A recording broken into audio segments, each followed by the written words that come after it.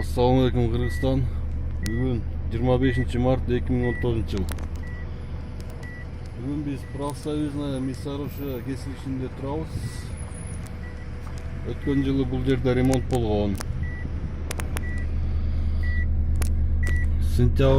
Август айында ремонт болуп, сентябрдан баштап жол ачылган.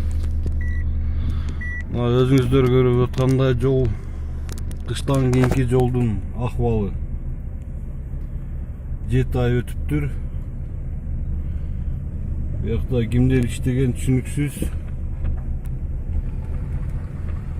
7 айлык жолда бар бизде. Кошмар өзүнчө эле. Бул көчөнү 4-5 ай жапкан жазында 2018. Ondan кийин август айында иштешти. Сентябрда ачылган жол. Мына кыштан кийинки жолдун акыбалы. Буякта адамдар иштебей эле, маймылдар иштегенби дейм да. Жолдун акыбалы өзүңүздөр көрүп атасыздар. 2019 25 март. Мына жолдун состояниясы. Маймылдар иштегенби бул жерде? Түшүнбөйсүн. Жапкандар өзүнчө эле бир 4 ай 5 ай эч ким деле иштеген эмес. Август айында кичине иштешти да, мына жолдун акыбалы кыштан кийинки. Мына өзүңүздөр көрүп атасыздар. Мына бизде айрым эл өкүлдөрү айтып атышат, жолдун 1 километри $1 миллион менен бүтөт экен деп. Бул жерде болсо примерно бир жарым километр да. Ошондо бул жерге кандай $1,5 миллион кетти дейсиң да.